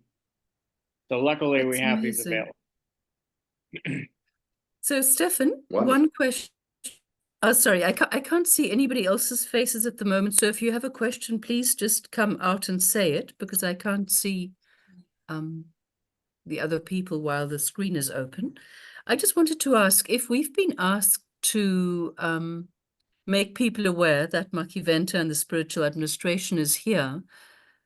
Is it possible to say, write an article for the New York Times to make Makiventa's presence known? Or write an article for... That's a fun one. You know, fun. Let's see what we can do here. Hang on, I got to get back to the link. 1 second. Over here. Correctly time. There we go. Now, sure.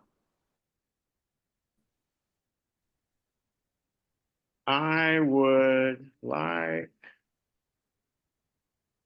you to help me write an article of about 700 words that would be suitable to publish in the New York Times about the spiritual reality that Machiavenza is here and available, ABAILABLA, to assist us toward social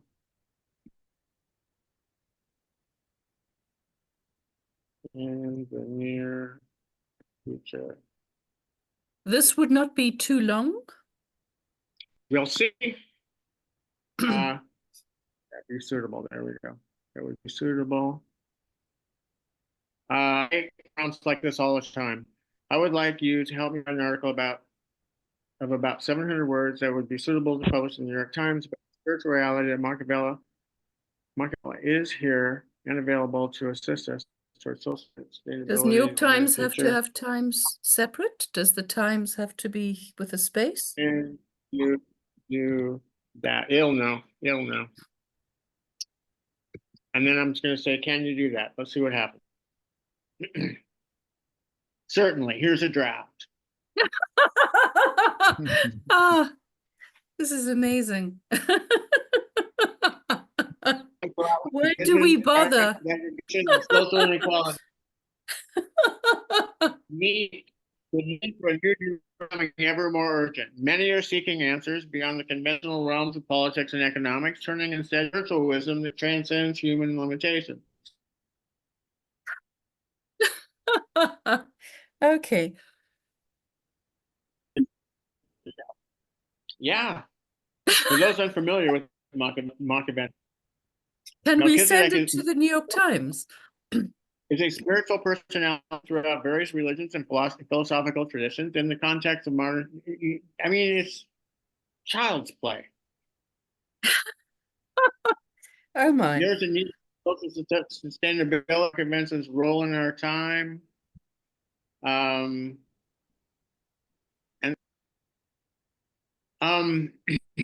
What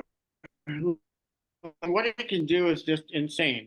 It's remember a couple of meetings ago, Conan said something to the effect of that she was working on a grant for Yes, grant proposal. Yeah, grant proposal. Templeton Foundation. Pardon me? Yeah, It was well, the I didn't know Templeton it was the Foundation. But essentially, I thought, well, I'll go in there and use this database right here, the correcting time one, and I'll ask it if it will help me write a grant for social sustainability for millennials. And I think I still have that up here somewhere, summarized. Save this for us, please, Steffen. Pardon me? Can we save this and submit it to the New York Times? Sure. Yeah, it's right here. Copy. Now here's what I'll do. Okay, I'll post it for you because here now this is my fun part, right? You please format that into a respective HTML document. I'm showing you all my superpowers. Your superpowers. Certainly. Below is an HTML code format. Give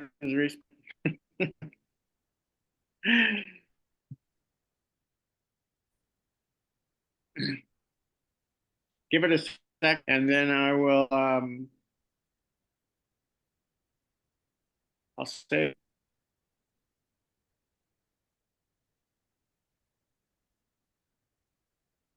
Sorry, if you could just explain to me, how's this helpful? How is this helpful?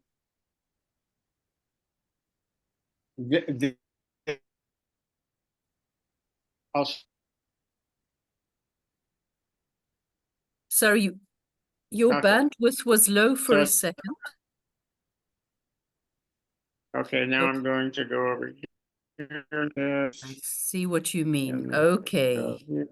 Okay. Suitable for viewing. That's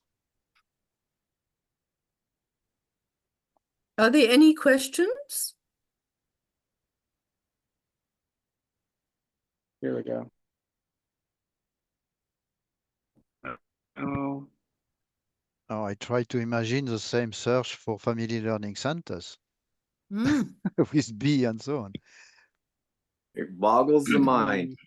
It Wow. does. Unbelievable.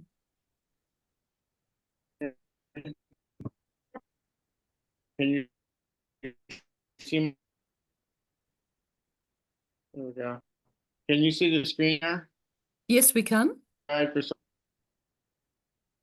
so this is all laid out now, this article that we just wrote.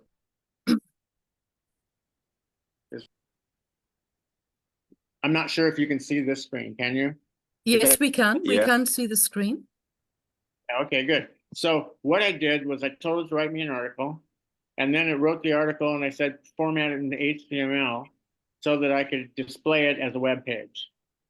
And there it is. What Now- screen are we looking at? We all we see is ChatGPT right now. That's what I was wondering. Okay. Yeah, you can't see what I've got here then. See, it doesn't know that it's supposed to look at Chrome right now. That's why. Hey, Steph, just go ahead and push that share button on the bottom middle toolbar, and then you should be able to hit that share button and pull up your Chrome screen that you want to share. I will. Thank you. Well, that's lovely, That's Caitlin, what- because not only does he have ChatGPT, but a wife and ChatGPT to assist. I know. Isn't that great? I mean, I Thanks, don't know yeah. where I lost Zoom. No, where'd Zoom go? There you are. Zoom. Where is my Zoom? Hang on. That's not it. Well, It must be that. Oh yeah, okay. You're only seeing this. Gotcha. Yeah. We're not seeing the full The web screen. How do I? Yeah, I'm looking for. I see this. I see my. Okay, stop share. There we go. I'm gonna stop sharing on this one, and then I'm going Yeah. to share on a different one. Got it. But Now that I was see why. amazing. Wow. Where is While Steffen is working or trying to figure that out, I just want to share. Somebody attacked our website, and I don't have money at the moment to pay a developer to look at the problem. And I asked Hotbot. I asked a number of them. So HeyPy couldn't help me, and Hotbot would just rattle off these instructions with code and all kinds of things. And I said to it, I'm so sorry, I'm not a developer. I have no idea what you're talking about. Can you walk me through it step by step as if I'm a complete idiot? And it would say, okay, you go and do this. I fixed the website. I mean, I have no coding or any web development experience, and I fixed the problem. That's amazing. Yeah. And that's exactly right. That's perfect description of the process. You go in there and can you ask me? You tell it what the problem is, and then you ask it, can you help me do this, and so on and so forth. And you keep probing it until you get the answer. Remember, Martha, when I sent you the process for getting on Signal? Yeah. I went to ChatGPT and I said, give me the steps for getting someone on Signal. And then I edited that and sent it to you. So So one there can goes that really do job. everything. That help person goes away at that help desk trying to help you with that because you just helped yourself. Without a doubt. But you know what? There will still be somebody at those help desks who will use those tools to help people out who don't know how to use those tools. So again, Right. You'll lose your job if you don't know how to use this stuff. So there'll always be a place for someone who can use this place. Okay, I'm gonna go back to see if I can find the right screen again. These thumbnails are so small. Masterclass, plus attendee. Oh, there it is. Spiritual guide. Nope, that's not it. Huh. Hang on, one more time. I gotta figure out what's name this. Would it be viable for us to try and write as many as 100 different articles and send them to different journals, if that is what we've been asked to do? Yeah, you know, the way to do that is to find writers who write on these topics.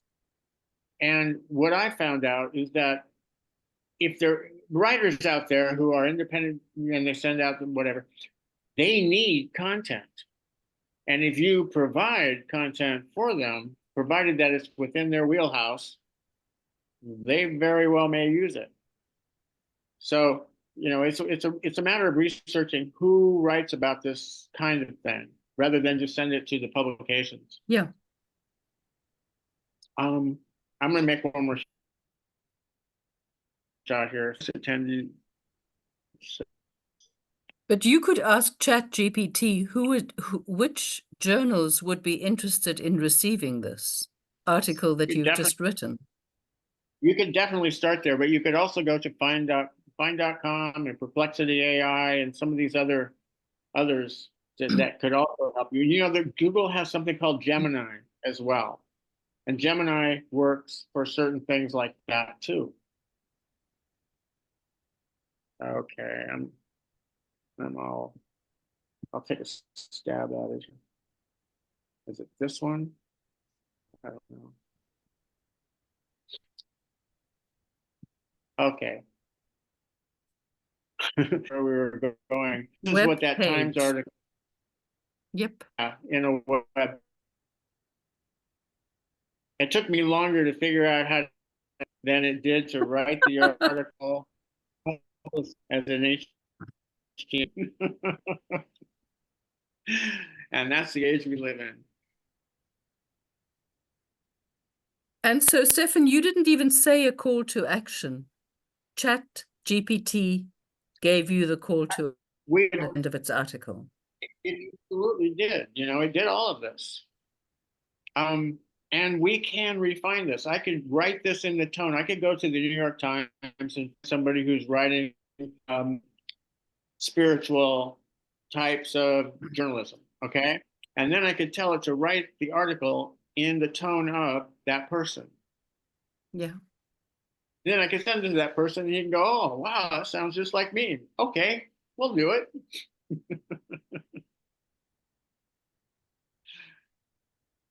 It's pretty crazy. So this is going to call into question a lot of liability and plagiarism type ideas in terms of new ethics that are going to be required into how to use AI. It's already causing problems with you know, the Screenwriters Guild in Hollywood. You know, they're really concerned about it. And you know, so the ethics around this haven't really even been touched yet. It's a wholly unexplored field in terms of how to use this ethically and not plagiarize other people's work for free. Without a doubt. And, you know, I've given that a lot of thought. I have thoughts about the way our copywriting and trademarking and so on and so forth favors very large corporations at the expense of people who are breaking and trying to name for themselves or trying to perform like that. Disney thinks it owns everything. And they'll sue you just because they have more money. Apple does the same thing, by the way. So I asked myself, what do the Celestials think about this? And I keep getting back the answer that the Celestials don't worry about plagiarism. We are promulgating ideas, and nobody owns those. So I don't know. I don't have an answer. Well, I'm just saying that it's To me, the mission is more important than the question of plagiarism. yeah, no, I totally agree with you. To me, it's interesting that once you put something in the public domain, as far as putting it on the internet or whatever, it kind of, the internet seems to treat that information that way as public domain. It doesn't pay attention to copyright laws and stuff. When chat and these AI things are pulling data, they just pull it from everywhere without regard to copyright and who owns what. Yeah, no, they absolutely do. You'll notice that everything that I write, I don't even put my name on it. And I always put free to copy, free to, I don't care, it belongs to the universe. And the idea is, I may have a reformation of a same idea that I got from somewhere else, but I don't own the idea. I don't think anyone else does either. Right. But that's a person. Interesting times. Very interesting times. I have another business and publication and stuff like that. And I have this thing called I don't want to be famous. And I really mean that. I don't want to be famous. Miserable, especially in this day and age. But the other publication that I do, I would put my employees' names on it. I'll put other people's names on it with their permission. But I don't want credit. I just like the ideas. I just like to get the stuff out there. That's my opinion. As far as the plagiarism goes, yeah, it's a real hot potato as an issue right now. Steffen, I have a question about plagiarism. I'm going to show a picture. I'm not sure if you can see it, because maybe if you quickly close the page you're sharing. Okay. Make you larger. Nope, I can't. Okay. Oh, just at the bottom. If you just I'll share. Here we go. It says, I just want to show you, I wanted to, I don't know, I can't see myself either. I don't know if you can see this. Absolutely can see it. Sure. Okay, it's a painting by Fernando Botero, who's a Colombian. And I lived with a family, his brother and his wife, and I wanted to write a book called God and Mrs. Botero, because one day she said, isn't God terrible? First, he makes us old and ugly and wrinkled, and when we're at our oldest and ugliest and most wrinkled, he kills us.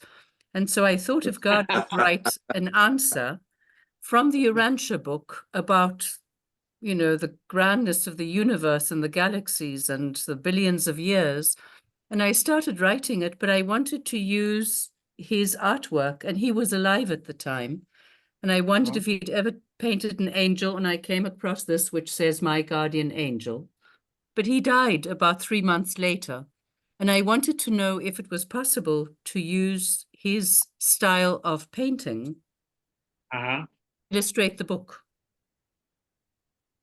So, yeah, the generative AI for images can do that. Let me look and see. I have a couple of them, and one of them's up. Let me look real quick. His name is Fernando Botero. Okay. But Francis, can you take a picture of yourself? Do you have a photograph of yourself or of Caitlin? Can you ask AI to take a photograph like that and make it into the style of Fernando Botero?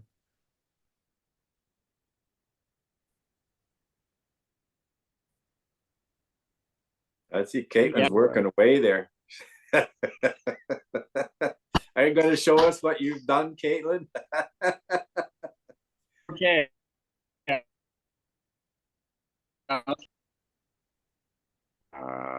me see here. And I see we only have 14 minutes because I know we've used your time very well, I think.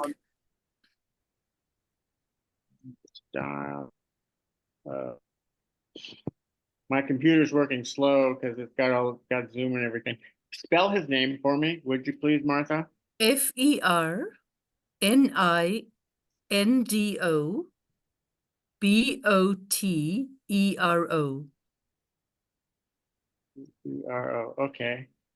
Style of. Now I've got in the style of Fernando Botero. What should I make? What kind of A image? photograph of you or of Caitlin, anything that you have on your computer that you can. I don't have that, so let's make something else.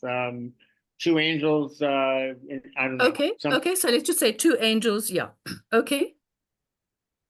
Two angels. Okay, now I'm going to give this one the instruction. I'm going to turn on the magic prompt. And so it's going to add something to this, but we put in the style of, okay. Is this let's see. ChatGPT 4?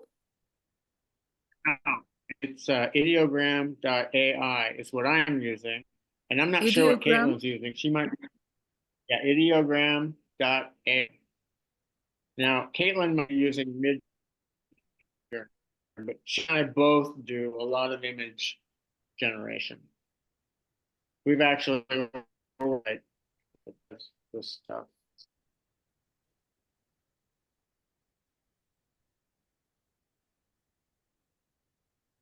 So I don't know if these are great, but we'll find out.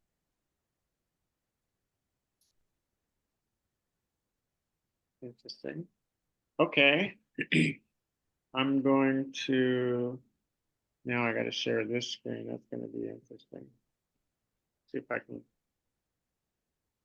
zoom there. Okay, I got to tell it to share my Chrome screen. There it is. Okay. Here we go. Share.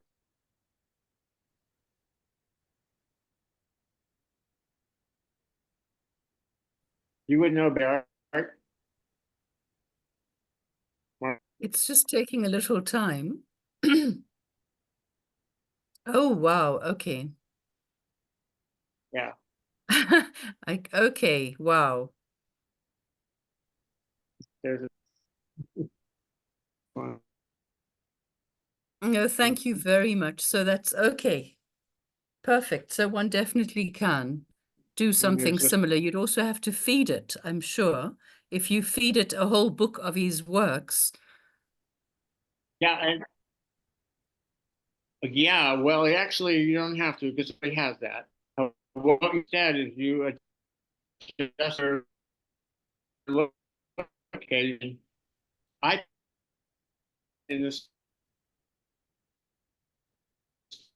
so it added to it, and on this one, it's style Fernando Botero of two angels. The angels are large and plump with pale skin and long, flowing white robes. They are floating in the air and have their eyes closed. The background is peaceful landscape with rolling hills, trees, and village. Now you can change any of that. Wow. Okay. So, no.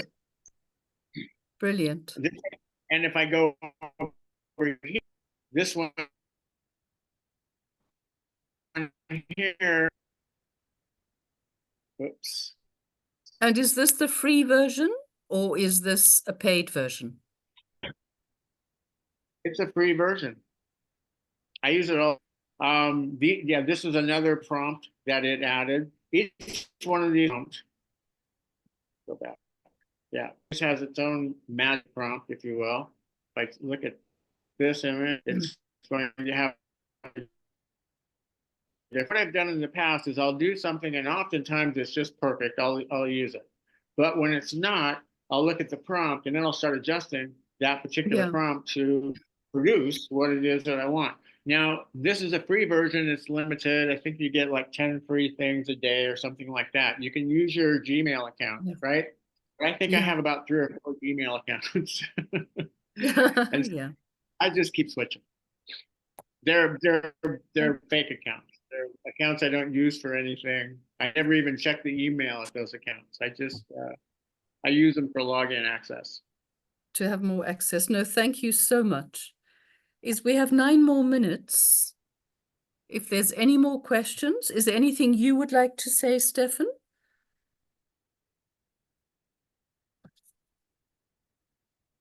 Okay.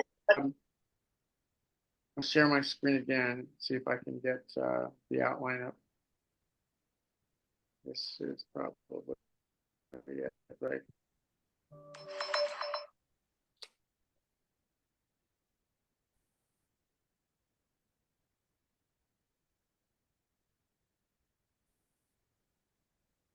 Just it will lay it out. We talked about the, and it's the holy grail. It's how, just like what Theresa was saying, you have to be very, very specific with your prompts. But the good news is you can keep refining them until you figure it actually works best. And then the others really take this to heart.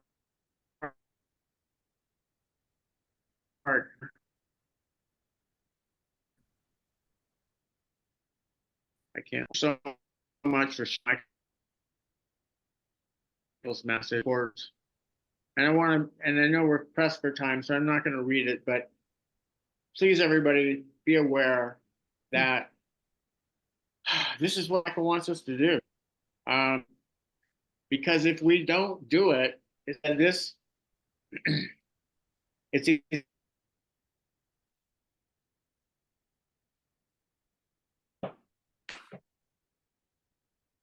essential for the mind patterns of the, and it's true. And if we're not, they're our competition, so to speak. And if our tools are not, if we don't know how to match, it's going to be very difficult for us to accomplish our mission. So I know it's great that we have that endorsement, and let's just keep each other abreast on what we're doing and how we're doing it, and coordinate it so that we can be a united front in this. And those are my comments. Anybody else have anything? I think, you know, given the speed of this, then it's just going to take some experience and some discipline as to, you know, content creation. And then more than content creation, the marketing ability of trying to get this information into the right hands is going to be a key part of it, I think. I agree. It will work out an entire marketing plan for you too. We'll do that. So, absolutely. Yeah, interesting.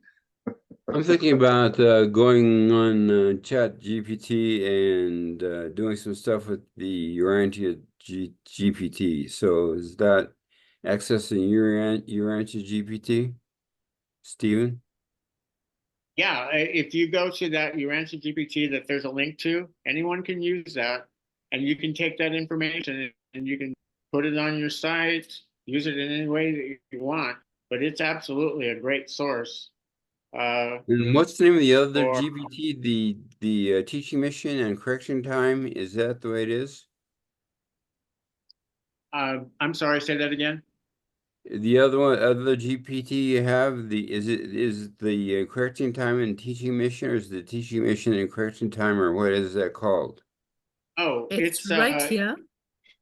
Yeah, go here, look screen, and I'll show you right here. Bob, it's in the email that was sent to you. If you click on the little arrow, it will give you all the links. Can you see that, Bob? Yes, it says the correction time scholarly input insights GPT. You have it all in your correct. email. The email, if you just click on that, it will show you all the sites and you can access them immediately from there. Okay, and I do have that in my email. You can also, if you this is an online version, but it's saved onto your computer, so you can have a copy on your computer. Not a problem. And that's why I put it in this format, because a lot of people don't have Word, for instance, but everybody has HTML. So I created this so you could access it, and you could also save it all in one document. That's amazing. Thank you so much, Steffen. This has been absolutely amazing, and I'm sure that we will continue contacting you to ask for guidance. I know you're meeting with David tomorrow. I'm here, and I'm willing to do as much as I can to help you in any way. So don't hesitate to ask if you have questions. Thank you so much, Nick. Yeah, thank you, Steffen. This has been really mind-opening. My pleasure. Great. All right. And all of it is recorded, so we'll share you both the recording and this AI summary, which I'll edit, and then share. Beautiful. Fabulous. Thanks, Martha. And make This this is really available. great.